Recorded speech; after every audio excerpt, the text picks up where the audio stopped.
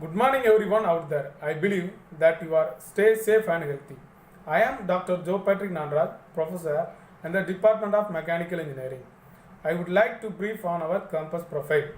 Our institution, Francis Xavier Engineering College, fondly known and referred as FXECE, is located in Tirunelveli, the sixth largest city in the state of Tamil Nadu. Tirunelveli is the hub of many educational institutions and it is well known as the Oxford of South India.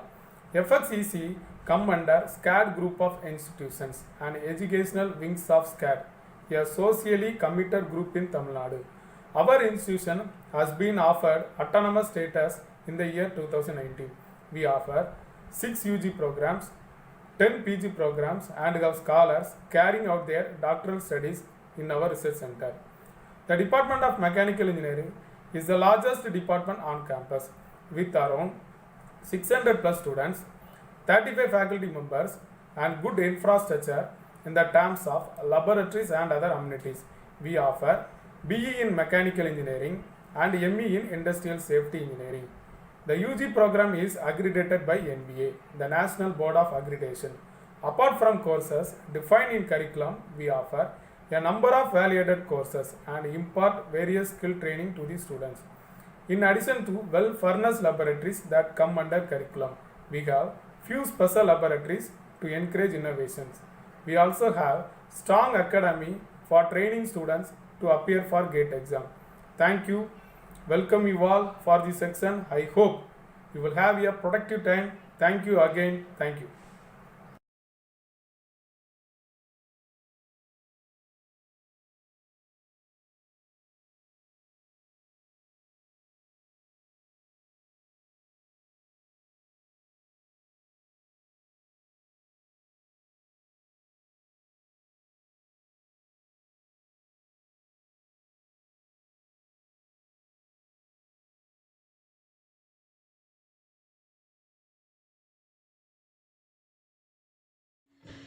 Good morning, everybody. Welcome to the very first webinar organized by the Higher Education Forum of Francis Xavier Engineering College in association with IDP Chennai. Thank you, everyone who are attending the webinar. This is Dr. Zeenatul Farida Abdulghani, Professor and the Faculty in charge of Higher Education Forum of Francis Xavier Engineering College. I'm hosting the webinar and I'll also be acting as the moderator on demand. How do you feel if you get an opportunity to fly across oceans, not just for a vacation, but for earning an international degree? With my personal experience, I would say the feel is indeed great. Why don't you try and feel that? Having said that, earning an international degree is not just about expanding your career and broadening your knowledge. If that is the priority, we have many premier institutions in India itself that competes with world-class universities. International degree is not just about that. It is about having an experience of a lifetime, living through a different culture, but all without losing the very strong roots of our own. Study abroad or international degree is always been a popular topic of discussion or conversation among university students, especially the undergraduate students. We have many students in the past who have taken the advantage of international studies opportunities in Canada, Netherlands, UK and Ireland. And at present, we have a lineup of students who are interested in international studies. And we honestly feel responsible and have decided to devote a series of sessions to educate our students on international studies. In these sessions, we'll be talking about the process of applying, the choices that each student can make, and navigating them academically and socially, and to make them manage the language they need to learn in if there is a need, and what the student gain out of an international degree. To cover all these aspects, we have two speakers from IDP Chennai. Before handing over the session to them, I would give a brief note on IDP. IDP was initially established in the year 1969 as AAUCS, Australian Asian Universities Cooperation Scheme, to develop assistance to universities in Southeast Asia. In the year 1981, the name was changed to IDP, International Development Program, and was giving counseling to students to study in Australia. IDP widens its influence and has started branches in many Asian countries, and IDP was started in India in the year 1995. Until 2009, they were assisting students for higher studies only in Australia. In 2009, they started student admission in US universities, and right now they are doing assistance for higher education in 6 countries including Australia, Canada, United States, United Kingdom, New Zealand and Ireland. IDP is a global leader in international education services, helping international students to study in their choices of destination.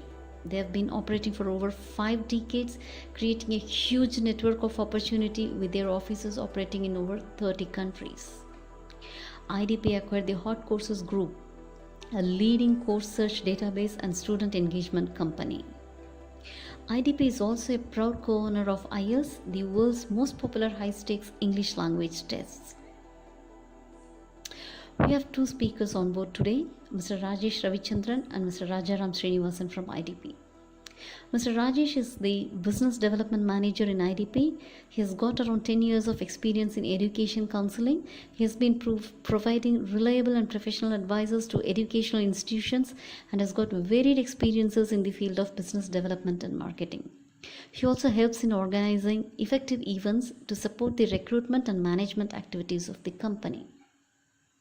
Our second speaker, Mr. Rajaram, he works as the branch manager for IDP Chennai. He has got 11 years of experience in international education. During his tenure, he had delivered many seminars on international education in various leading educational institutions across Tamil Nadu.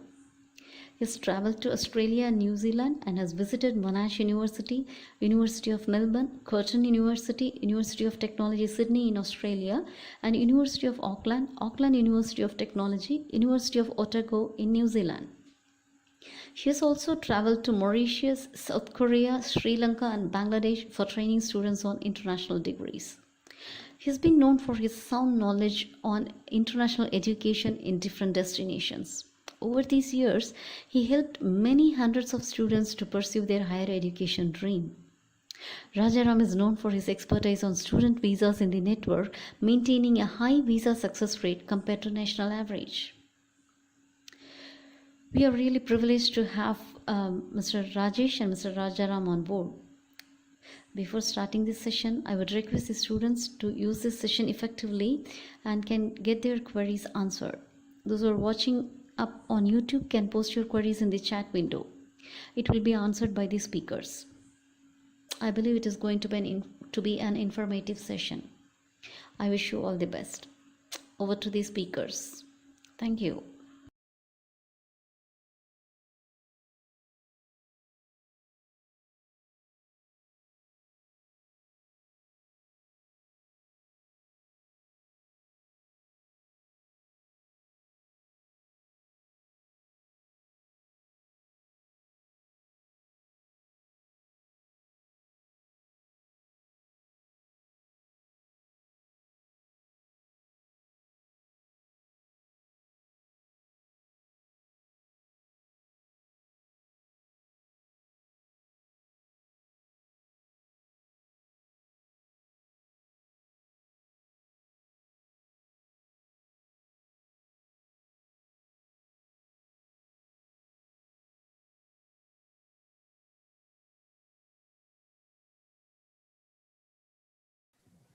Thank you so much for everyone joining so early in the morning. Never got used to this early doing a virtual presentation. But thanks to everybody joining much early and waiting for the big day for the CSK match. I'm not sure how many cricket fans we have. Before we getting this session started, I would like to thank you so much for Zenith ma'am. For all the way contacting from Tirunelveli to Chennai, approaching different ways to IDP to give all an opportunity, to kind of throw some light on higher education opportunities. Because I feel that when I travel to South, I've been traveling for my personal reasons, and sometimes I've been coming to Trichy, Madurai. Haven't come that far to Tirunelveli to do presentations. Students among this region lack awareness among higher education opportunities. So you must be thankful to Zenith ma'am to organize for presentation. To introduce myself, I'm Rajaram. I work as a branch manager at IDP Chennai branch. I've been in this field for the last 12 years with IDP, been helping a lot of students with their higher education opportunities. And I'll give a little bit of background about IDP, what we do, what kind of services that we offer. But what I'm going to do is more than talking about IDP and the services, we are going to talk about, what are the education opportunities that you can look at. So before we briefly go into the content part, most of you been spending the last 6 months hearing about the news and everything. I'm glad people who joined have been safe, and your families are safe. I really don't want to go into the topic, but last 6 months, what made us to think is the kind of situation given us a past for many of us to think for the changes that is going to happen in the future. So some of people might be talking about things have changed a lot in the last 6 months, but things haven't really changed in the last 6 months. We just took a pass. Things took a long pass in the human history, but that made the industries the governments the people the surrounding us for the changes that is going to happen. For example, in terms of our education, we never thought about using an online model. We never thought about connecting virtually. Schools, children's never thought about all those things. IT companies alone been used to working from home remotely. Many people many industries have never thought about it. When I see some of the marketing ads, uh, when people market, you have anti-corona fabric that protects you from the virus. I laugh at it at times. And you have painting companies started advertising that you have a paint that protects you from corona and everything, virus and everything. So it just made us to think how people use the opportunity to overcome the challenges. A lot of things have changed and going to change. That's for sure.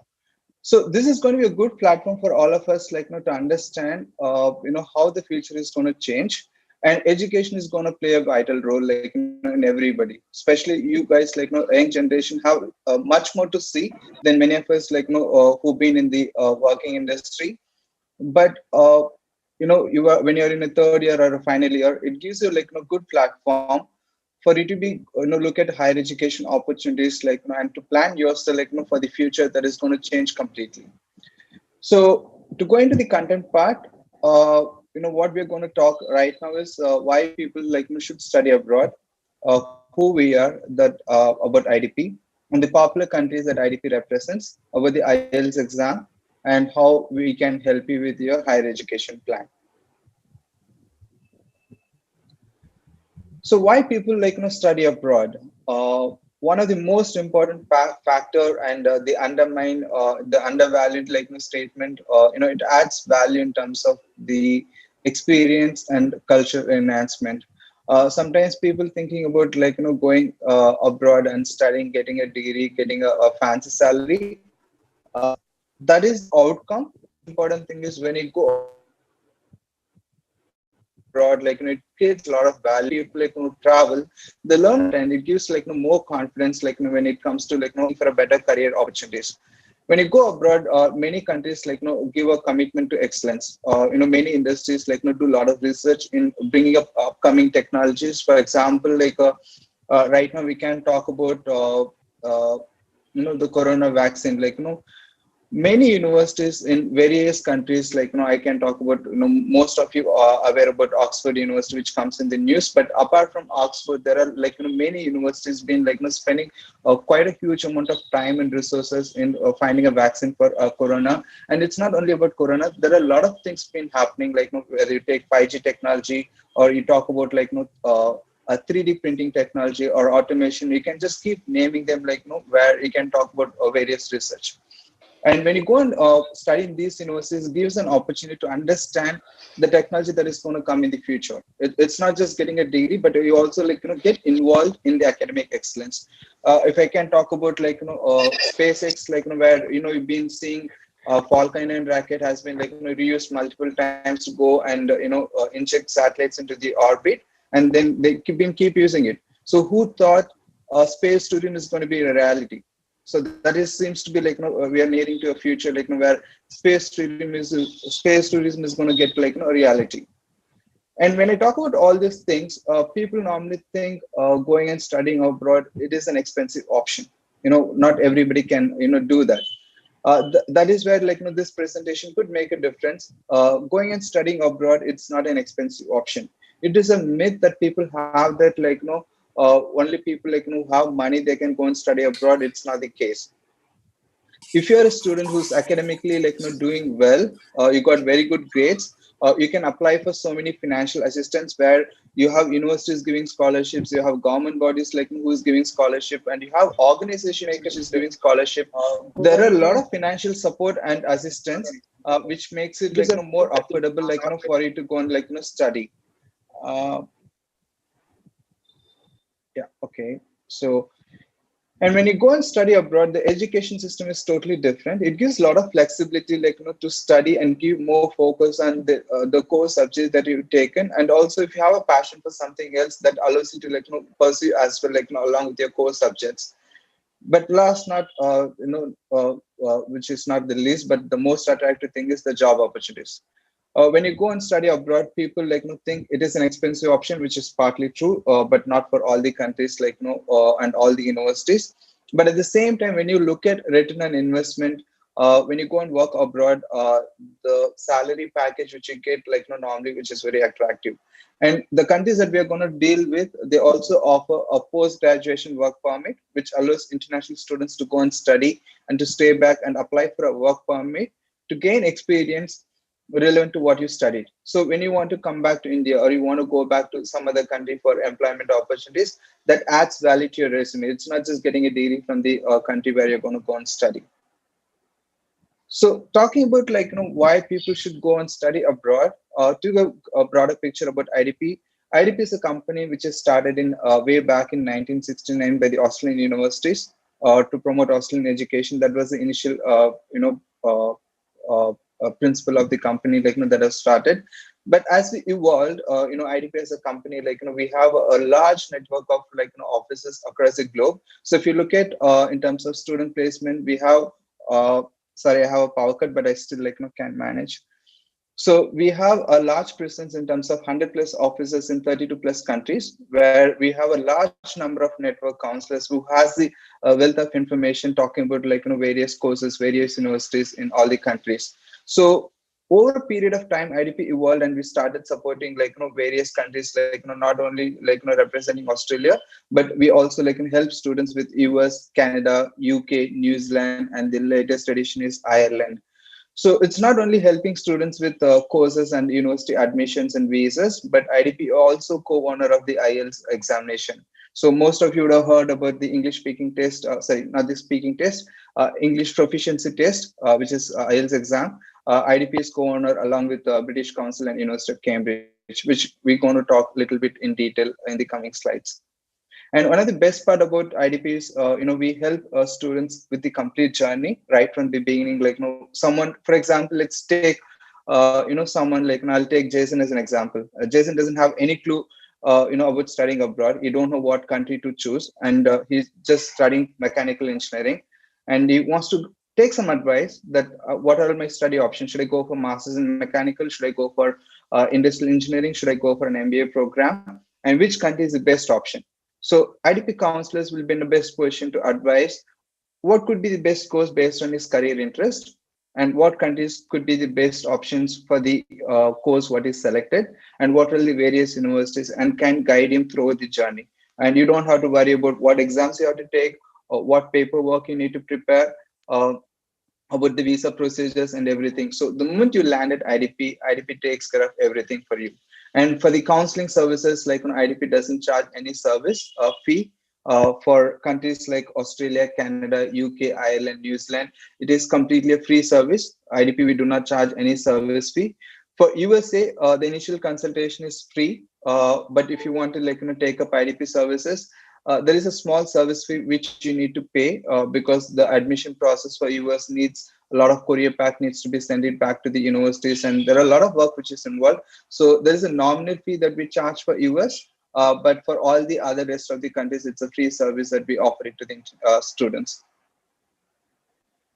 So this is what I was talking about. So you don't have to worry about anything. The moment you approach IDP, we take care of everything for you. From the course selection, application submission, accepting the offer letter, visa counseling, and guiding with the pre-departure. And one of the best part about IDP, which we started doing, we started giving a lot of value-add services for the students, and we are also looking at onshore services. So if I look at countries like Australia and New Zealand current and Canada, which is adding into the edition, where we started giving students a support system even after they land in a country, which we are planning to enhance more services with the career support. A lot of things have been happening with IDP in this segment. So IDP, we are primarily looking at the English-speaking nations. So we started with Australia, and 2009 and 10 we added US, UK, Canada, and then we slowly added New Zealand and Ireland. So where we're looking at a country which adds more value to the international students in terms of going and getting a degree and getting it recognized not only in the country when they go back to the home country, or if they want to move to some other countries. So unfortunately, at this current circumstances, IDP doesn't represent any of the countries in Europe, or if you're looking at other Asian countries, we do not, represent them, but the main 6 English-speaking nations that we represent. So I'm going to talk about, the countries in very short. I don't want to go in detail, but if you take one of the IDP's principle is we have counselors who talk about each, we have expert counselors only for dedicated countries. We don't have one counselor talking about all the countries. Today is an exception that, me talking about all the countries, because we don't want to bring in too many people talking about all the countries, considering the time. Uh, we have counselors who can talk about each country for an hour.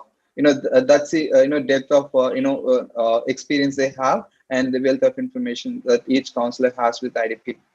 So I'm going to run it short for each of the countries that we're going to talk about.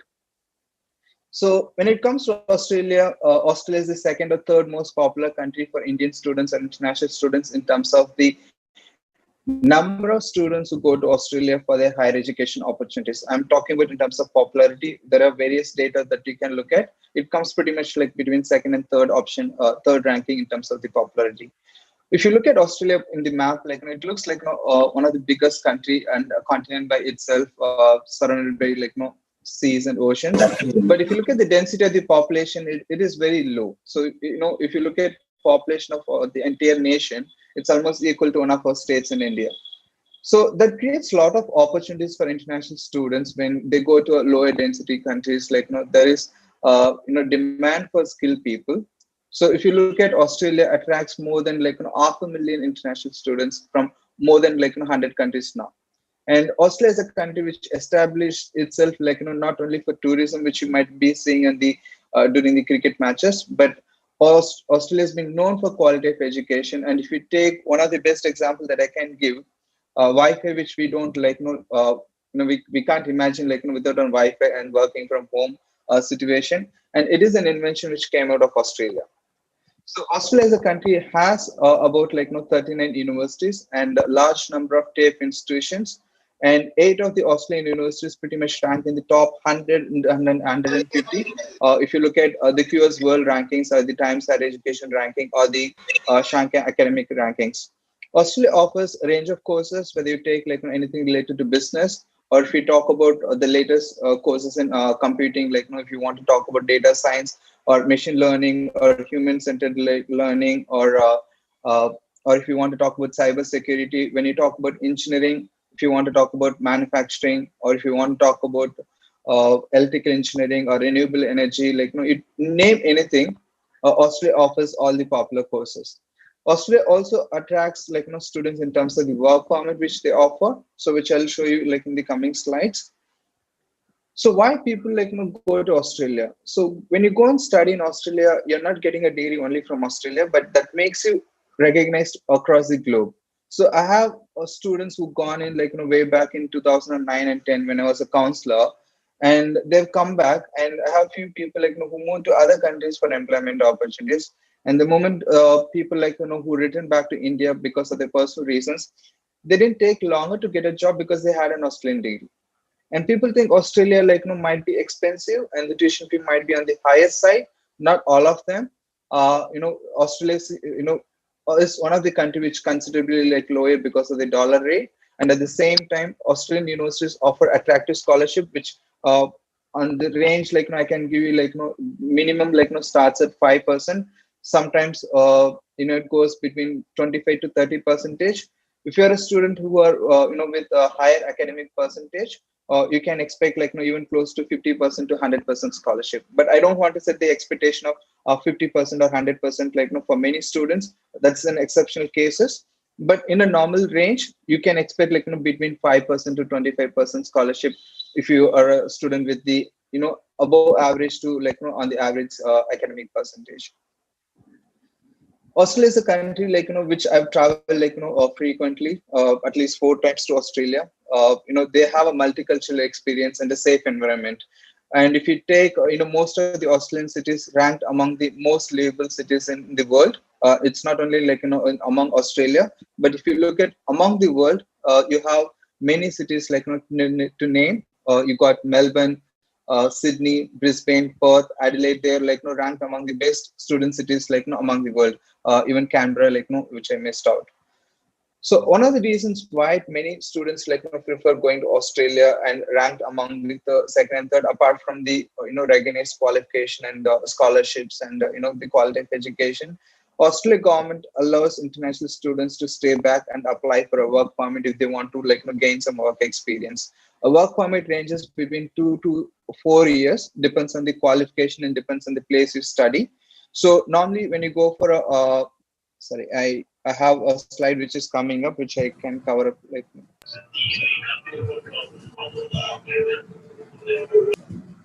yeah.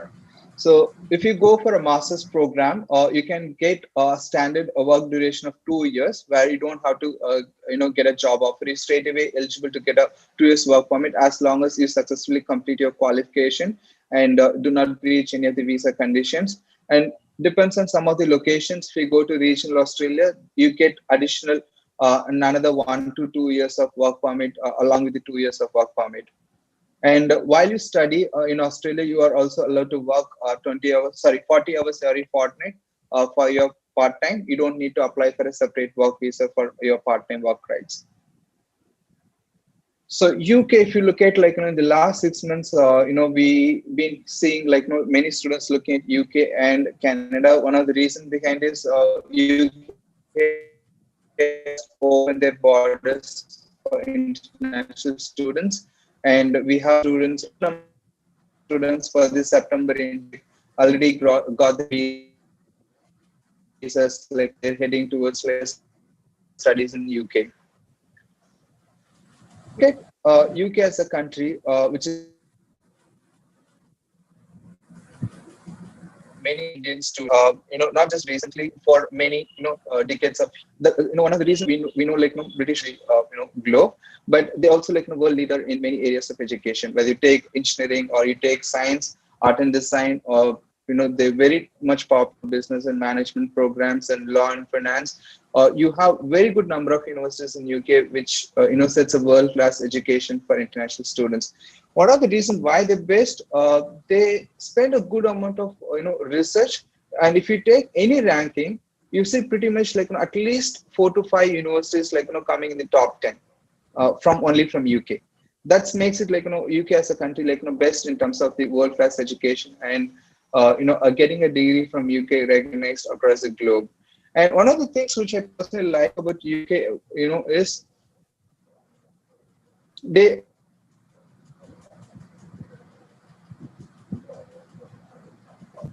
specialized, which you may not see in other going to a program, a master's program in game design.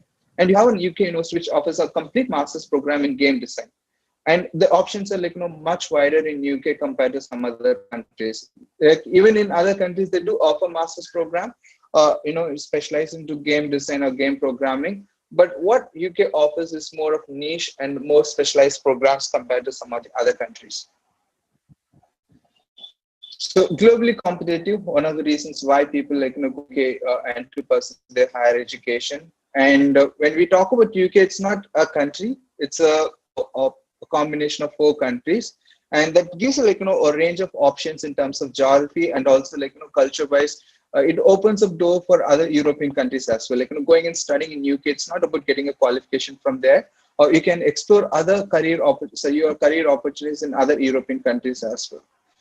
And while you study in UK, you're allowed to work part-time. Don't need a separate work visa. So normally, we have students working part-time. One reason they want to earn to support for their living, but there are other students look at from a different perspective. When you work part-time, that gives an experience to understand the people better locally, gain experience, understanding in terms of the local work culture. That gives an experience to look for a better full-time job after your graduation. So when you go and study in UK, most of the master's program are 1 year, unlike Australia and Canada and US, where it's mostly 2-year master's program. And when you look at return on investment, it adds good value for the money of the money that you're spending. I said people think studying abroad is an expensive option, but when you go for a 1-year master's program, it is not expensive. Trying to change this slide, it's a little slow. So when you go and study a 1-year master's program in UK, what you get in return, the government made a recent policy change after they've exited from European Union. So if you're a student who's going in 2020 or 2021, and if you got a visa which expires later than summer 2020, on successful course, you should be eligible for a 2 years work permit, which allows you to stay back in UK and to gain work experience relevant to what you studied. And if you got a job and you can continue to extend your work visa, depends on the the field that you're in and depends on the visa policy conditions. So when I look at 1 year of study and 2 years of work permit, and you also have an opportunity to go and explore career opportunities in other European countries, that makes it very attractive for many Indian students, and they've started looking at UK. People might think that studying abroad is an expensive option. Now they're changing their mind, looking at some of the recent changes. And one of the best part about UK also, they offer a good amount of bursaries and scholarships. And it's not only about the UK universities. We have a Commonwealth scholarship and Chevening scholarship and Grade scholarship, which is offered by British Council. So there are a lot of various scholarship and bursary scheme which you can explore. And that brings down your total cost of study at a reasonable and more affordable price range. So if I look at in the last 2 to 3 years with IDP or in international education, especially in India, Canada is the buzzing word. I'm not sure why people so crazy about Canada, but we see a good range of students looking at Canada. To give you some of the statistics, approximately in 2019 and 2020, I don't have the stats, but 2018 and 19, approximately there was close to 85,000 to 1 lakh Indian students going towards Canada every year. We're talking only about new students. So why there is a buzzword and why people so crazy about Canada? Some of the facts that you can look at as people start reading more information on the internet. You get more information, and you see Canada is a country which is more peaceful, politically stable, and safe country. And you might be seeing you have Prime Minister of Canada coming for every festival, irrespective of the religion and the culture, wishing the people that makes it people connected, how welcoming the country is.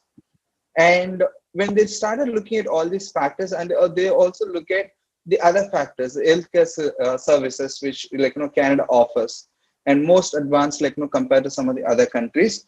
And when people thinking about studying abroad, they want to look at a country which doesn't compromise on the quality of education, but at the same time more affordable, and also attractive in terms of the work permit and the employment opportunities. They look at the unemployment rate and various factors. So when you look at Canada, it offers a range of programs. You have universities one side, and you have colleges, and colleges offer more of practical education, and universities cover more of theory, practical, and research component. And when you go and do a postgraduate diploma after your bachelor's and in a college, if you take a 2-year program, cost even between 15 to 20 lakhs for the entire 2-year program. And if you don't want to spend for 2 years, and if you just want to take a 1-year program, you have colleges which even cost somewhere in the price range of between 7 to 10 lakhs. What are the prices that I'm quoting? It is a tentative and approximate fees. It could vary, depends on the college and the universities that you're going to apply. So somebody who cannot afford a very huge price amount, people who might be thinking studying abroad, costs 20 lakhs or 30 lakhs of money. I cannot afford that much of money. You can take an educational loan. Normally, as per the RBI policy, the banks can give a loan amount of up to 7.5 lakhs without a property or a collateral security based on, personal guarantee.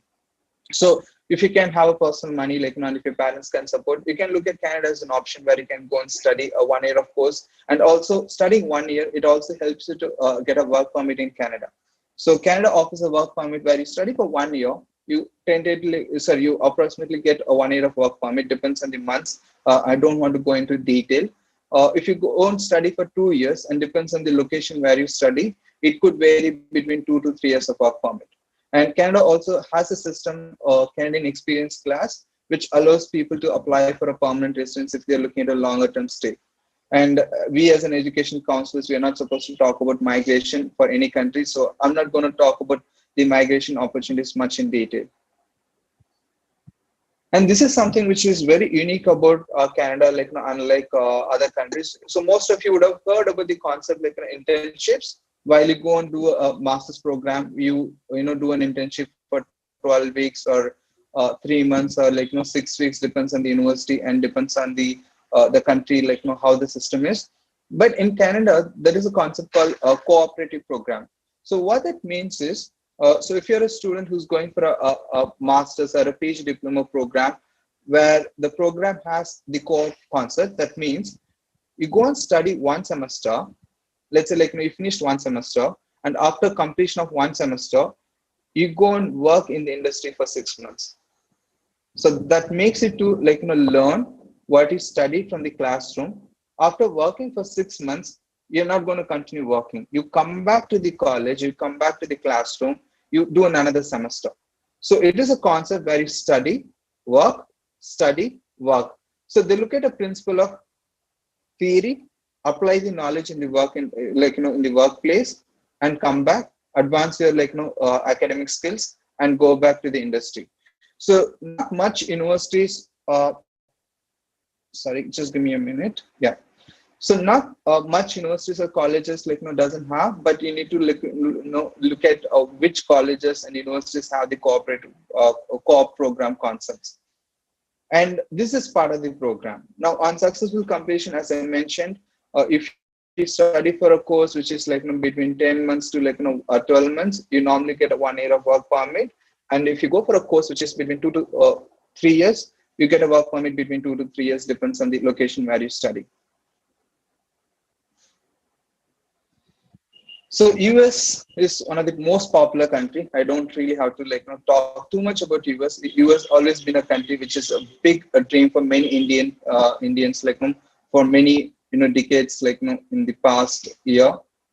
One of the reasons why. So if you name any company, irrespective of whether it's a banking or whether it's a engineering industry or it's an IT firm, or you can name anything, or the new startups which is coming up. You always see the connection from US, in terms of the headquarters or the inventions which is coming out of US and the economic size and the population. And given that the size of the country makes it more attractive for many Indians to go to US for their studies and for employment. And that's why US always been called the land of opportunities, because they're the leading economy in the world. And when you look at from an education perspective, US has the large number of universities and colleges in the world. And it's very hard to choose a college and universities in US compared to any other countries. And they're very flexible and interdisciplinary approach in the curriculum, and that varies from college to college and university to universities. And the course options, if you look at, they are one of the largest in any country that you can compare. So that's the time zone. If you take it's very hard to decide if you have a friend or relative in US, it's very hard to see. If you take the people who live in the eastern coast, they have much closer proximity. But if you take people on the western coast, they have larger time gap. And that's I can talk about the country size. That is something that we can look at in terms of the opportunities for you. So I really don't have to talk about US as a country in terms of the academic excellence. And if you take any of your subject papers, whether you're from mechanical department, if you take fluid dynamics, or or if you want to take the latest technology slides, you always see some author. We normally don't refer to the foreign authors. We always go back to the local author because that makes it easy to clear the university exams. But if you really look at the kind of research what these people do at the foreign universities, they do a lot of research and they keep publishing books. And that's why there's a quote that I've read: you go and study in a university where where they create textbooks for the future. So when you take US in terms of the experience, when you go and study, you get an OPT. So which I go to the next slide, which I'll show you more in detail.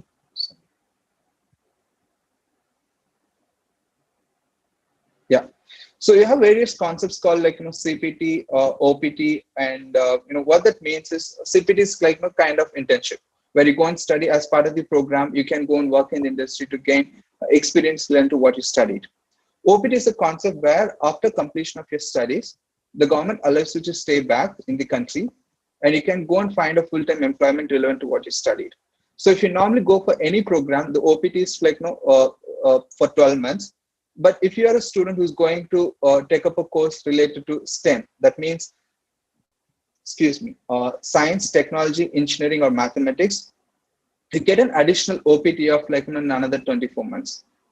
So in combination, you can get up to 3 years of stay back option if you're going for a STEM related program. And later on, you have the H1B, which you can keep applying for the employee sponsored category, which I'm not going to talk in detail because we are not an expert on those things. So I'm not going to really talk about US much in detail because US as a country, and one thing that I really want to showcase about US. US is one of the countries which I really like about is, as a country, they consider various factors in giving financial aid. In US, you have universities and a lot of organizations give this funding opportunities. So when you apply, for example, there are students who come and ask me, I don't have a very high grades. Can I get scholarship because I have very good activities in terms of sports and extracurricular activities? Yes. Definitely, in US, if you have a very good GRE score or a GMAT score, or if you have a very good IELTS or TOEFL score, and if you have very good extracurricular activities. So when you look at as a student, if you have an overall profile, not just academically brilliant, but you have an overall profile, US universities offers very good financial aid in terms of your course. I can give one example. I came across a student who last year, she went through IDP to go and study in US. She paid only a first semester fees from her bank loan, and after going to US, where she was getting a lot of this teaching assistantship and research assistantship, where she was able to pay her fees from the money that she was earning. It may not happen with all the students. I don't want to give that kind of an example, but if you really work hard, you may be one of those students who can be highly successful. And she finished her master's program, and she also got a full scholarship to do a PhD in Canada. She just took a break and she came back to India to see her parents before going to Canada to do a PhD. So that's the kind of opportunity that US universities do offer for international students. So New Zealand is a country which, kind of least popular because people think somewhere like close to the the southern continent, like close to Antarctica.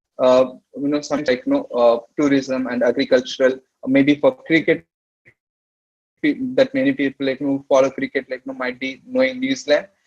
But if you look at New Zealand, has been one of the countries which has been underrated. So when I was looking at some of the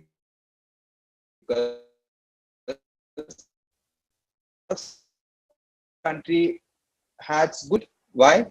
The courses are for one work permit. So when we talk about value for money, you're talking about work permit, which is up to 3 years. So you're talking only on the work permit. So what about the quality of education?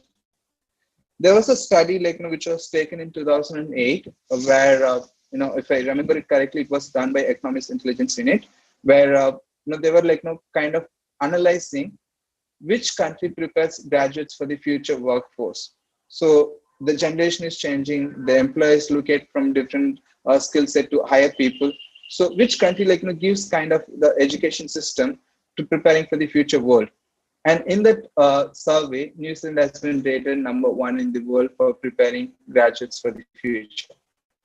So if New Zealand doesn't have the quality of education or doesn't have the system which preparing graduates of the future, they wouldn't have rated #1 in the world for on those lines.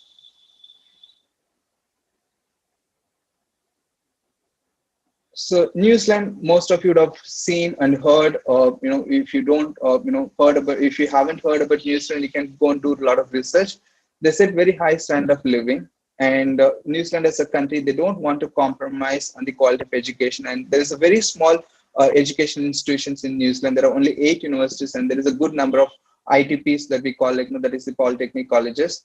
And I was just reading an article on LinkedIn before this presentation. A lot of global business leaders have praised the New Zealand government the way they managed the pandemic. And you must have seen the number of cases in New Zealand is not high, and a lot of people appreciated the way the Prime Minister and the government have handled the situation in New Zealand and the pandemic. So New Zealand as a country, they very much focus on the importance of living, and at the same time not compromising on a lot of other factors.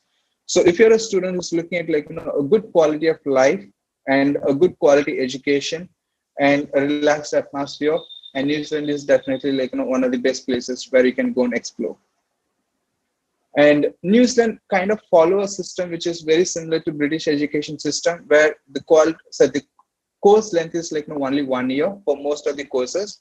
And whether you take a master's program or a PhD diploma, you have very few master's program which can go up to 1.5 years to 2 years, that very few cases. And you have a work permit which ranges between 1 year to 2 years in New Zealand. And when you look at New Zealand, one of the best things that I really like about New Zealand was in terms of the ranking. If you look at the overall ranking of the universities, they will not have ranked in many universities will not have ranked in the top 100, except for University of Auckland, which might have ranked in the top 200. But when you look at the subject-wise ranking, for nearly 30 or 31, I'm not precisely sure, for nearly 30 subjects, most of the New Zealand universities ranked among the top 100 in the world.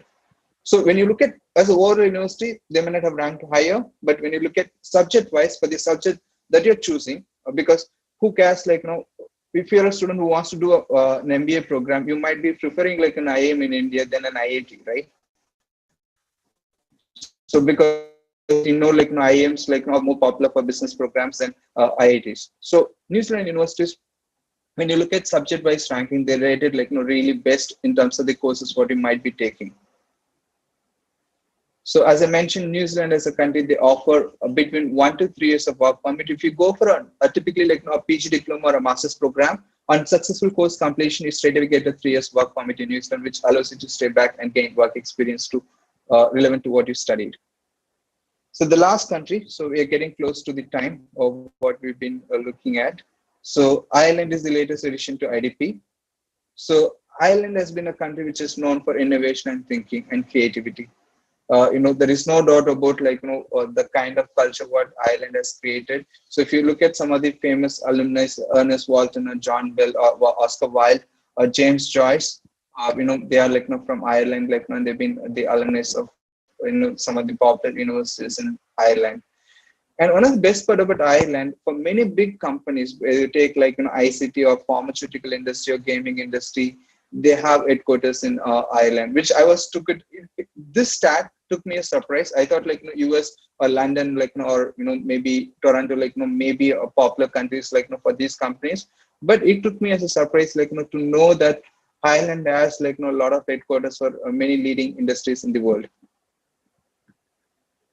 And one of the reasons why the companies having headquarters, they able to hire and get best graduates and from the universities which focuses on more kind of par excellence compared to some of the other countries in the world.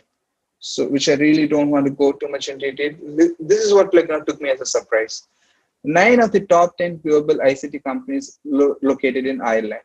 8 of the top 10 gaming companies, 8 of the top 10 global pharmaceutical companies, 6 of the top 7 diagnostic companies, 15 of the top 20 medical companies are located in Ireland. And look at 50% of the world financial services are in Ireland. So that is what makes it Ireland very attractive. And at the same time, Irish universities makes it very competitive. So if you are a student who's trying to get into an Irish university, you need to academically do really well. Sometimes even a student with 75 percentage might find it harder to get admission into Irish universities because they look at various combinations to give an admission for a student. They don't look at the overall percentage. They go in deep, look at subject wise. What is your percentage? What is the extracurricular activities that you have? They look at everything. So when you go and study in Ireland, you are allowed to work part-time during your studies. And at the same time, or when you successfully complete your master's program, you get a 2-year of work permit, which allows you to stay back and apply for a work permit. And later, depends on your work that you have been doing and depends on the profession that you're in. You can also look at a permanent residency, if you're keen to apply for a PR. So if you've been listening to me for the all the countries he's been talking about all the countries and if you're looking at a very quick snapshot in terms of the cost, in terms of the stay back option, in terms of the part-time work permit. So this is a summary, and the fees what we've been indicated, what you might be seeing it on the slide, it might vary, depends on the course that you apply, depends on the institution that you apply, depends on the dollar rate. Want to put a disclaimer, depends on the country, depends on the year that you go, the dollar rate could make a difference. So if you want to get, all this information, do not worry. IDP has a very good website where you can go and find courses on your fingertip. And we have an IDP app also, which has been developed recently. Maybe post this webinar, you can go and download the app. It's both available on Android and Play Store. You can just search for IDP Study Abroad app, and you should be able to search for courses on your fingertip and get the information about the subject, about the campus location, about the ranking of the university, what is the entry requirement, what is the fees range. You can get all this information on your fingertip. So when you take Australia, the work permit is up to 4 years. The standard duration is 2 years, but depends on the location where you study. It can go between 2 years to 4 years. And for part-time, you're allowed to work 40 hours every fortnight during your semester studies. And during public holidays, semester holidays, you can work unlimited number of hours. Canada, same way. The work permit is 1 to 3 years, depends on your program duration, depends on your location of study, and you're allowed to work 20 hours per week during your studies. UK, 1 year of study for most of the master's program, but this needs to be changed. I'm sorry for that. You get up to 2 years of work permit. In US, standard work permit is 1 year, but if you go for a STEM related program, you can get additional 2 years of work permit. That makes it total 3 years of study duration. New Zealand, if you're going for a PG diploma or if you're going for a master's program, you can get up to 3 years of work permit. If you're going for a graduate diploma, depends on the place where you study, it can vary between 1 to 2 years. Ireland, you get up to 2 years of work permit on successful completion of your studies. One of the best part about among all the countries, when you successfully complete your studies, you don't need a job offer. You don't have to get a job first to apply for the work permit. As long as you successfully complete your studies and you do not breach any of the student visa condition, and you can just straight away apply for the work permit, and it should be straightforward and you should be able to get it. And in the recent times, even the governments have made an announcement. Just to give an example, how these countries are supporting. So students who are not being able to travel and doing classes online, and the governments have said, if you're a student who's not been able to travel because of the pandemic and depends because of the travel restrictions, you can take studies online, and you're still eligible for the post-graduation work permit. That's how these countries are supported for international students. So we've been pretty much done with all the countries. So if you look at what steps it takes to apply and get into all these universities. So do your research or depend on the program you want to study and do research on the universities. That IDPV can definitely help you on that. Or whether you want to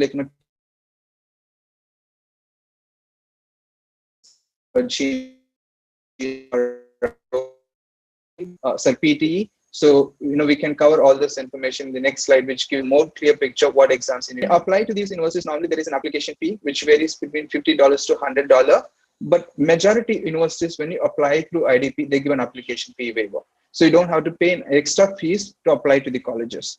But some of them, you have to pay, you don't have a choice. But IDP, we conduct a lot of these virtual events and physical fairs. If you apply during those times, you can also eligible to get a fee waiver.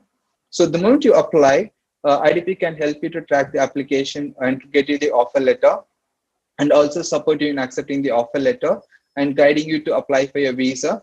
And one of the best part about with IDP, which I would say this with a lot of pride, you can go and compare what is the visa success rate for India. For many countries, the visa success rate varies between 70% to 85%, or for some countries it can go up to 90%. But IDP's visa success rate is much above than the national average. The reason why IDP focuses more on quality of the service that we offer. IDP doesn't encourage any fraud or any wrong guideline and that makes it our visa success rate much more, because we have seen the pain that a student goes through when they get the visa rejection. So we have counselors who are passionate, who spend extra hours.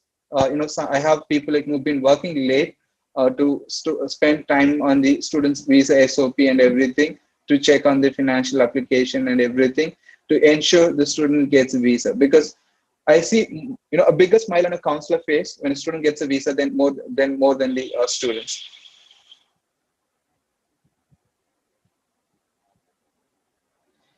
So if you wonder when I can start applying, which intakes are available, there are few intakes. I normally try to simplify for the students, because different countries have different time zones and different intakes. So if we take any country in the northern hemisphere, that is UK, Ireland, Canada, and US, you have major courses starting in September that we call normally a fall intake, and you have next intake that starts in January. That is the second primary intake, and you have very few courses also being offered in the summer intake, that is May intake. If you take the couple of countries in the southern hemisphere, that is Australia and New Zealand, you have major course start date both in July and in February. And we do have a few universities do offer courses in October, November. So it's not like in India where you have courses starting only in July, August, and after that we don't have any other intakes. All these countries and all these universities, they have multiple intakes, and depends on the program and depends on the country. You can always take advice from the counselors when you should start applying. So this helps you to understand better what exams you need to prepare. Normally SAT is only for the undergraduate programs in US. So I understand most of you doing your bachelor's and looking for a master's program. If you're planning to go to US or Canada, GRE is something which is recommended, and GMAT is something which is recommended. Sorry for the interruption. I was just getting a call. And English proficiency test IELTS or TOEFL or PT is something which is going to be compulsory for all these universities, either for the admissions or for the visa purpose. At IDP, we recommend you take IELTS as the only test. You don't have to write both IELTS and TOEFL. You can just write IELTS as only test to meet the English language proficiency. I'm going to talk more, a little bit in detail about IELTS for you to understand what the IELTS exam is all about. I'm not going to take too much time, but probably like the next 5 to 10 minutes. So this is step-by-step process for you to understand, and the entire process takes about 8 to 10 months in advance, for an intake. So if you are planning to go in September, this is the ideal time to start getting counseled and talk to an IDP counselor, get the advice, and write the IELTS exams, and start shortlisting the courses. And the more advanced you prepare, that also helps you to get a better scholarships, because you do more research and you get to know your scholarship opportunities much better, and that helps you to apply for the right universities. So in next 5 minutes, I'll quickly cover about IELTS exam as well. So IDP, we are not just a test center, we are a co-owner of the IELTS examination. And IELTS is an English proficiency test which is accepted across most of the major countries and professional bodies, and also for the immigration purposes.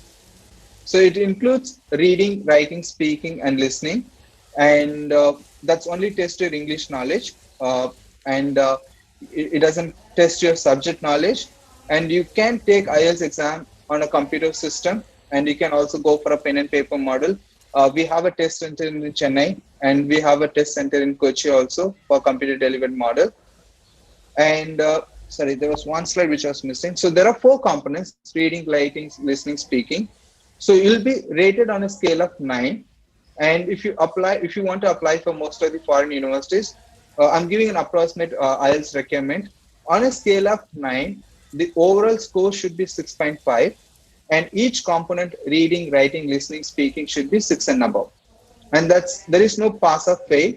In case if you don't get the required band score, you're missing out by 0.5 or 1, you got just 6, out of 6, where you need to get 6.5, you can retake IELTS.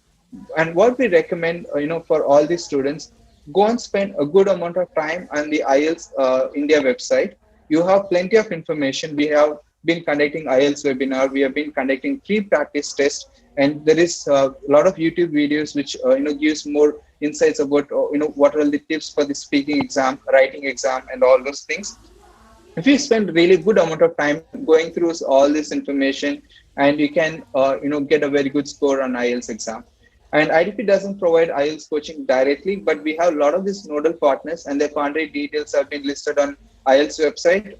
If you're from Tirunelveli, and if you're wondering is there a nodal partner in Tirunelveli, you can get the contact details in the IELTS India website, and you can contact them to take IELTS coaching if you want to take so. When you want to apply for a foreign universities, the universities that the countries that we're talking about, this is what an application form. It can be an online, or sometimes it's a paper that you have to fill and send in through courier or email nowadays. And there is an application fee, but as I mentioned earlier, many universities do give fee waivers when you apply through IDP.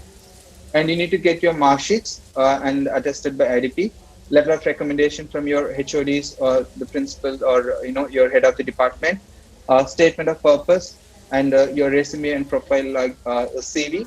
If you're applying for any of the decent programs, a portfolio is required. Test scores, that is GRE test score, or IELTS or TOEFL or PT test score, that you need to include in your IELTS, in your pack to apply to the universities. So if you're a final year student, can you apply without your degree certificate and provisional certificate? Yes, all these universities do accept a conditional admission. Basis your 6th semester mark sheet or the 7th semester mark sheets, you can apply for your conditional admissions. So as I mentioned earlier, there are a lot of scholarships available in these universities, but you have to spend doing a lot of research. At IDP, we try our best to give a lot of this information through our social media posts, and we've been sharing a lot of this content on Instagram and Facebook and on our LinkedIn pages. So if you want to try and get information about scholarship and the new announcements, we strongly encourage you to follow IDP India on the social media pages to get the latest information about the scholarship and about the deadlines for the scholarships. We have a good range of students who got 50% scholarships and 100%, but most of the students on an average get about 5% to 25% scholarships, depends on the academic performance. So these are like pages which you can follow us on Facebook and also on Instagram, and there is a YouTube channel where you can get a lot of this information from the university people directly and what is happening with IDP. So if you're planning to study abroad, and if you're planning to go to any of these countries, please do get in touch with IDP. And what we have done in the last 6 months, where people not being able to go anywhere, we have created a lot of this virtual office through the Zoom platform. I'll ask my colleague Rajesh to share the IDP virtual office details to all of you. And you can connect to our counselors virtually. You don't have to travel anywhere, so you don't have to come all the way to Chennai, or you don't have to. So IDP, we have 40 offices. We have offices in Thiruvananthapuram and Kochi on the other side of your border, and in Tamil Nadu we have offices in Coimbatore, and in Chennai we have a couple of offices. So you can see which is your nearest IDP office, or if you are planning to connect virtually, you can always connect with our counselors. And one thing that I want to really mention, if you want to take a counseling services from IDP, do not worry about any fee charges. It's completely a free service that you'll be taking from IDP. You don't have to pay any service charges to IDP for taking a counseling session. So I hope that I pretty much covered all the information in a brief note. And I would like to thank you once again for all of you to join us in the early morning on a Saturday during your weekend. And once again thank you Zenith ma'am for organizing this session and I wish and I hope this session was useful, and for you to give some basic understanding about what are all the opportunities in studying abroad. And if you have any questions, I'll take some time to answer your questions. One thing that you can do is you can post your questions on chat. That will be much more easy. Or if you want to unmute yourself and if you want to ask questions, please feel free to ask your questions. Ajay, there is a student question like this transcript and mark sheet procedures in the YouTube. They have just posted it, so I think you can answer here. Okay. Thanks, Rajesh. Okay, transcript is something which is not required for all the universities. Most number of universities do accept a photocopy of your semester-wise mark sheet attested by IDP.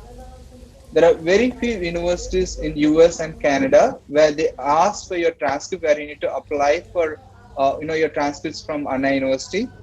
And even some universities, they also ask for WES evaluation, which I don't want to go in detail. That works pretty much more in US. But the moment you choose the country that you want to apply, IDP counsel is in the best position to help you with this step-by-step process. So you don't need a transcript for all the countries and all the universities. It is only the semester-wise mark sheets that you get from Anna University after every semester that will do. So we got one question. So if you have any other questions, feel free to shoot out to me. I'll be happy to take more questions.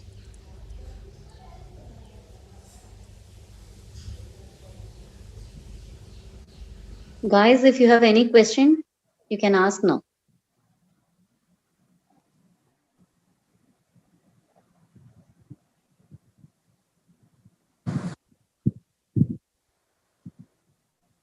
Any questions?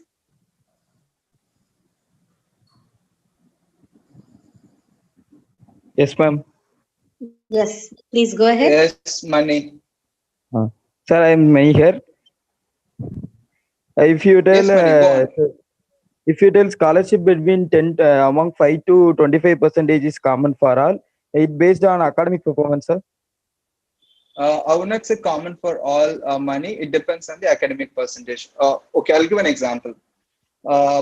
For most of the students, who are in the range of between on a CGPA scale of 7 to 7.5, most of the universities in some countries where they give a scholarship between 15% to 20%. Some universities might go a little about 25%.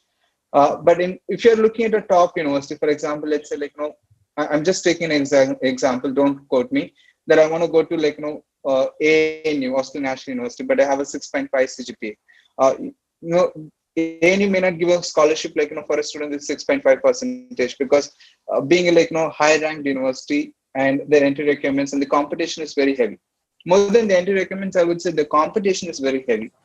So you need to look at your academic performance, and whether you're looking at a scholarship, what universities do a scholarship. So that's where it takes a lot of time to do research on the universities offering scholarships and your academic percentage. So you need to choose it right, the best fit which suits you. And that's where IDP can play a bigger role in terms of shortlisting the universities. I can give one example which happened in my career. We had a student, she had a 9.2 CGPA on a scale of 10, and from Anna University, one of the affiliated colleges. And she was particularly looking at one university where she was very keen on that program, and we recommended her to apply, and she got an admission. And unfortunately, she couldn't get a scholarship because the university exhausted the scholarship.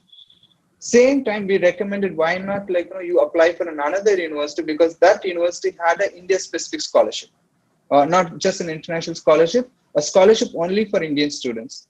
And luckily that girl, because she got a very good percentage, 9.2 on a scale of 10, she got a 50% scholarship for the entire program.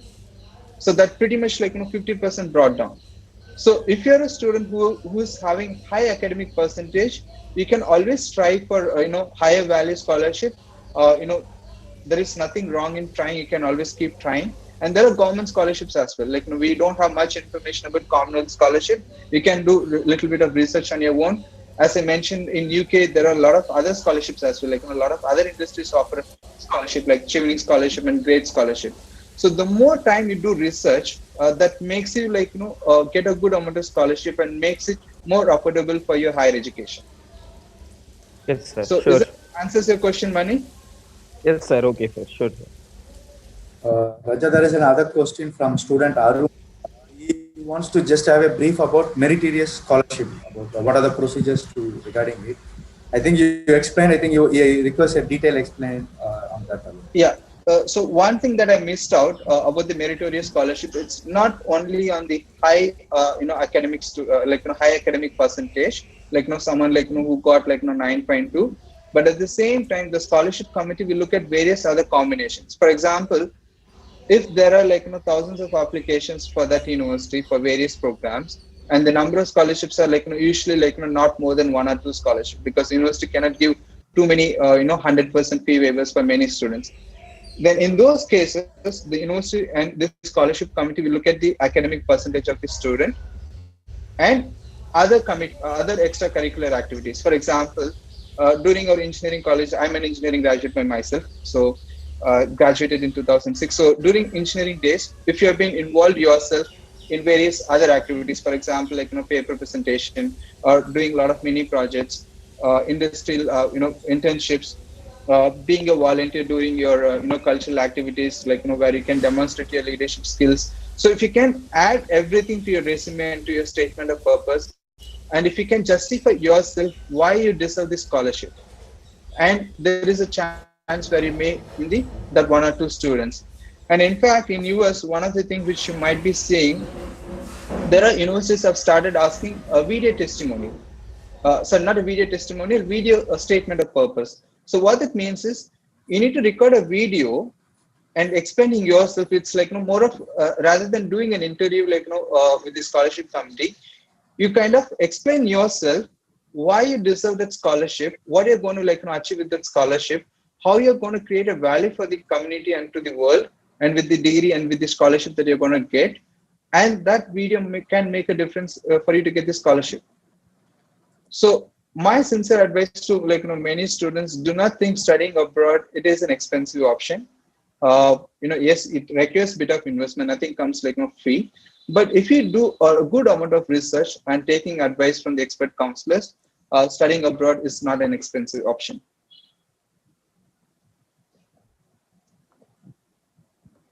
Okay, Surya Prakash got one question. So just 1 second, Surya Prakash.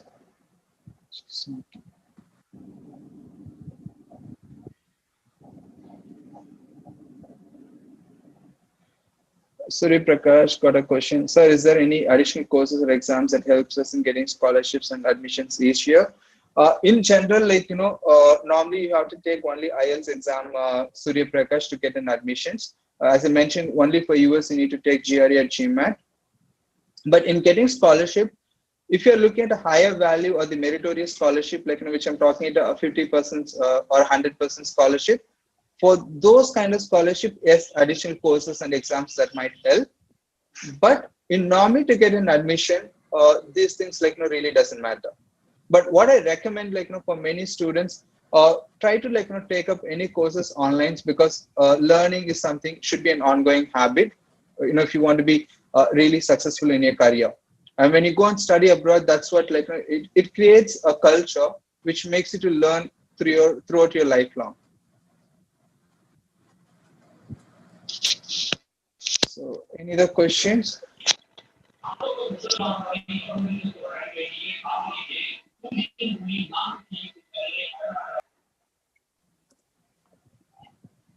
So if you Hello, keep, Rajesh. making me. Rajesh, I have a question. I'll represent the entire batch of students. This question will be there in their mind, but they won't open up. Sure, ma'am. There is always a myth. They think I'm not that good in English, or I'm not that proficient in English. Will I be able to get an admission in, foreign universities? Okay. This is the first question in their mind. Okay, I'll connect with myself, ma'am. I'll give myself an example. For anybody who's thinking I cannot speak a good English, I am from a village. I myself is an example. Yeah, so you can share your experience, ma'am. Yeah, I would like to hear from you first. Okay, yeah. Yeah, so I am from a village. Up to my year 12, I studied only in Tamil medium. So only when I went to college, I started studying in English. And what I've learned from my English teacher, in the semester 1, you can always learn, and if you practice, the more you practice, it becomes has an habit, and it comes fluently.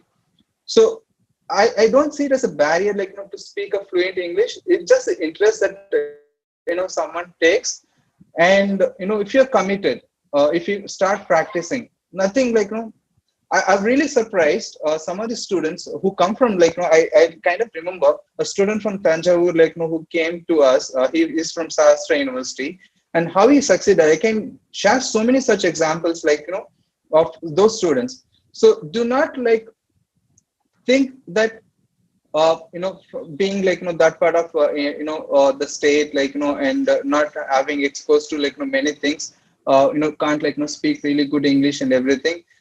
My sincere advice and request to all of you, there is a lot of information on the IELTS India website about how to prepare for the English test. There are free practice tests. You don't have to pay anything. Understand the exams. And what I see, some students do speak well. It's not that they don't speak well. They have that little bit of shyness. Tamil சொல்ல போனா நம்ம ஊர் பசங்களுக்கு கொஞ்சம் class ரூம்ல கேள்வி கேட்கறது, இந்த வெக்கம் கொஞ்சம் people might be கேட்டா கிண்டல் அடிப்பாங்க, அந்த மாதிரி இருக்கும். But do not shy away. And one of the best part which I forgot about all these countries, they don't think someone is right and someone is wrong. They always think about each one has an opinion, and each one has the right of freedom to express their opinion. So they treat everyone equally. So you don't have to shy away from sharing things or ask. Only when you start practicing, things will will become normal. So do not fear. During college days, it is quite normal for people to be worried. I'm not speaking good English and everything. But if you practice regularly, nothing comes as you'll become an expert. Zanet, maybe you can, I was thinking since you did your PhD, maybe if you want to share an experience of, what it takes to studying abroad, ma'am. Yeah, exactly. I was also from, my native is a village down south. I'm not even from Tirunelveli. So initially when we relocated to Tirunelveli, I was so anxious. Coming from a rural place to Tirunelveli itself was very anxious for me. The thing is, we have to practice doing that. I used to be a very timid person when it comes to speak in English. I used to get the badge. Absolutely. In schools, they pass on a badge for those who are not speaking in English. I used to be the permanent holder of that badge, the badge they give. But then when you are put in a situation that you cannot survive without English, you will definitely come up. So Yeah. just, not having the fluency to speak in English, the proficiency in Yeah. English is not going to stop you from getting uh, your most deserving scholarship or admission in very good ranked universities. So the Yeah. myth should be broken. Okay. True, ma'am. Vivek got And a very good question. I got the full scholarship, EIPRS scholarship, government Australian government scholarship, that covers my Yeah. complete tuition fee and the living expenses as well. So it was like, anyone, if I can get, anyone can get. You are a classic example, ma'am. Thank you. Uh, Vivek got one question. Is it really difficult to get into an Ivy League colleges regarding money and GPA scores? Please to tell us about college admissions and essays, sir. Okay, Ivy League, as ma'am said, people have created a myth. People might be thinking it's going to be tough to get into MIT or Harvard or Stanford, some of the top universities in the world, like in the US. It's not the case. If you really work hard, you can always get an admission. So Ivy League, one of the thing is, in these universities, they don't take very large number of students. They have a quota system, and one of the things, one of the principles for US education system is they want to bring in an international experience for their own students, and they want to have a cultural mix in the classroom. They want to bring in students from different parts of the world. So what happens is, even if you're an academically brilliant student from India, but if there are too many Indian students, there's going to be a challenge for you. Okay, apart from the academic, what is the cultural difference, or what is the value that you're going to bring into the classroom? That is what the university will look into. When the admissions committee will look at and assess your profile, and they're not just going to look at only your academic. Okay, Vivek got a 95 percentage. He got a lot of international publications in his interest area, and so they don't look at only those things. They look at overall profile, what is the value addition that you're going to bring into the classroom. So that is the if you understand the principle, Vivek, then it is pretty much easy for you to get into an Ivy League. I cannot really tell you what is the CGPA. You should get it everything on the GRE score and everything. There is no standard cutoff marks to get into US universities. You can always try. That's what the US universities will respond. When it comes to the money, in terms of the fees, yes, they're on the higher side, some of the universities, but there are a lot of funding opportunities. If I remember, if I'm not sure, MIT started this actually, especially for the African students. If somebody, excuse me, so if somebody not being able to not having enough financial support, and not being able to sit for the exams, if they've been able to complete some of their online courses, the student can come and do an undergraduate program at an MIT with no fee, because the university is looking at the hardship a student might go through in some of the African countries. They're giving a chance where if you're able to complete some of the courses online, and if you prove yourself you're academically doing well, and they've been able to give a admission. So a world-class university doing such an attempt shows the kind of commitment they have for students to support. So it all comes to a student, do research, and find the right opportunity. And Zanat ma'am, connecting with what we have been discussing, about the English and everything. I believe Zoho comes to your campus to recruit students, right? Yep. Zoho Corporation, right? Yep. So if you take, the CEO of Zoho, I forgot his name, Suyambu, right? Sorry. I'm not quickly connecting his name. He's from Ten, if I'm not wrong. One of the villages from Tenkasi. He went for his PhD in US, and he went through a lot of difficulty, in US, when he finished his PhD, almost he thought of giving up.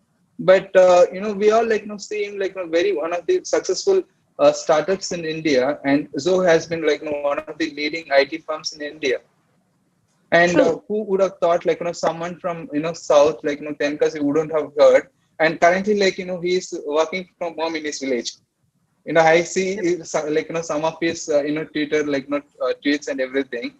So nobody how to go into the mindset that coming from a village, coming from down south, we'll not be able to do better in our careers. It all you have to break it. So during a college days, it is quite normal to have the anxiety, and there will be too many questions that might go through on your head, but there is nothing stopping you to succeed only if you're passionate and if you're committed. And I'll take an example, I feel is one of the classic examples. How I can't really ask in a virtual platform how many of you follow IPL or how many of you follow cricket.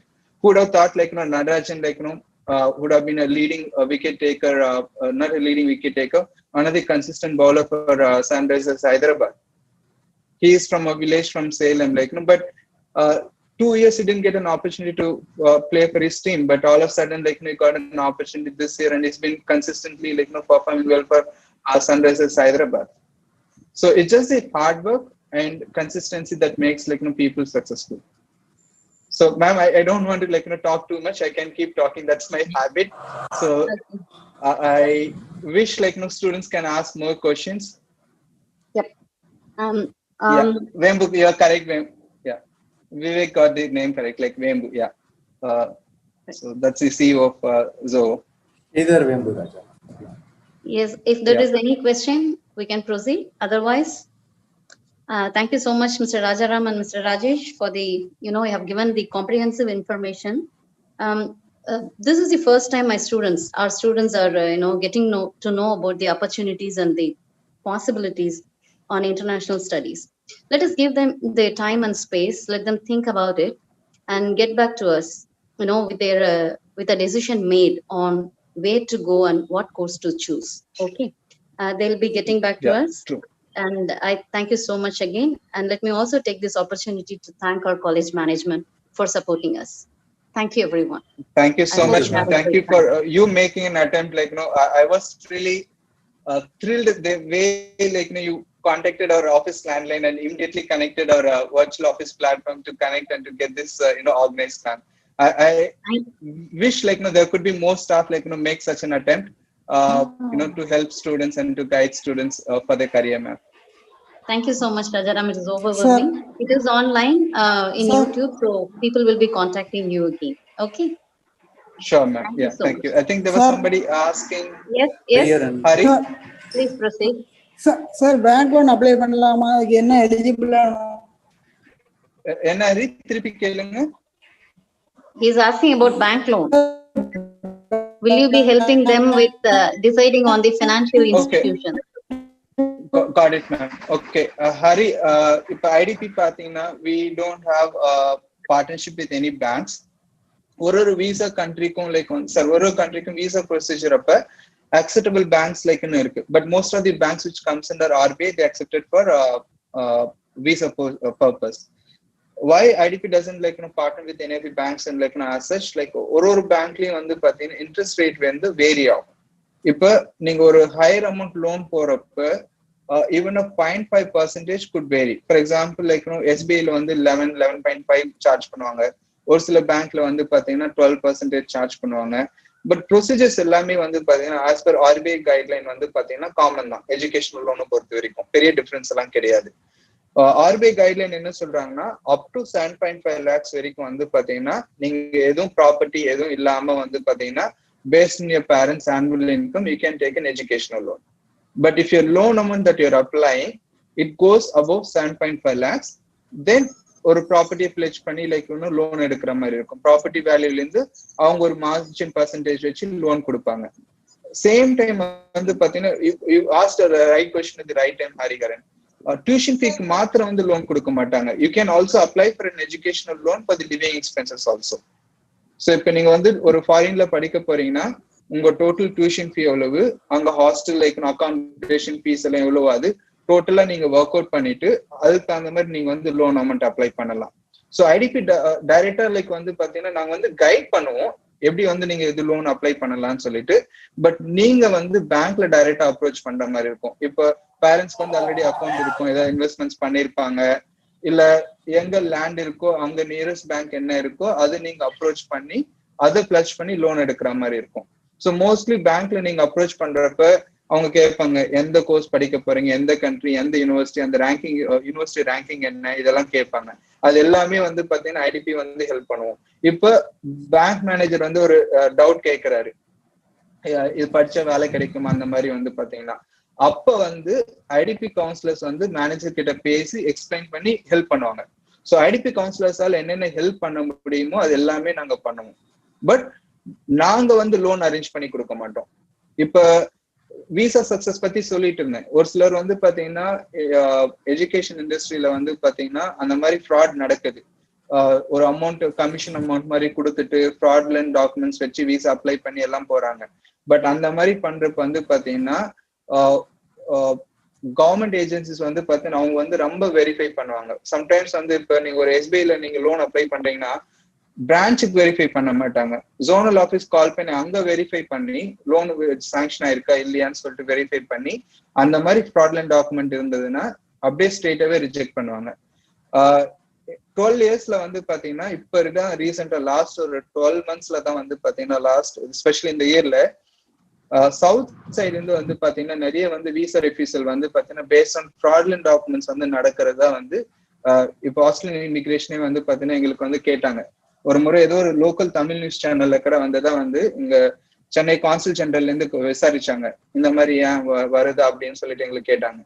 So when you're choosing an education council, you have to be very careful. அவங்களுடைய visa success rate என்ன, எப்படி பண்றாங்க, எப்பவுமே ஒரு easy ரூட்ல வந்து இன்னும் students போக பார்ப்பாங்க. இது எல்லாமே அரேஞ்ச் பண்ணி கொடுக்குறாங்க அங்க போயிடலாமேன்னு சொல்லிட்டு தயவு செஞ்சு அந்த மாதிரி தப்பான கைட்லைன்ல போயிடாதீங்க. ஏன்னா ஒரு முறை விசா வந்து ஃப்ராட்லண்ட் டாக்குமெண்ட்ஸால ரிஜெக்ட் ஆயிடுச்சுன்னா அது ஒரு பிளாக் மார்க் மாதிரி ஆயிடும் இமிகிரேஷன் ஹிஸ்டரியில. மற்ற கண்ட்ரிஸ் போறதும் டிஃபிகல்ட் ஆயிடும். சோ ஹரிஹரன் உங்களுக்கு கிளியர் ஆயிடுச்சுங்களா? வேற ஏதாவது question? Thank you sir. Thank you sir. So ma'am, pretty much that's it ma'am. So Yeah, I wish we are on time. It is exactly 11:30 now. So let them get back to us again. Okay. So I would request all the participants, the feedback link, there is an issue in uploading the feedback link. It will be uploaded here in this description. Please come back and give a feedback. That will help us to arrange a series of sessions like this. All right. Thank you so much. Thank you, Mr. Rajaram. Thank you, Mr. Rajesh. Thank you so much ma'am. Thank you ma'am. Thank you so much everyone for this opportunity.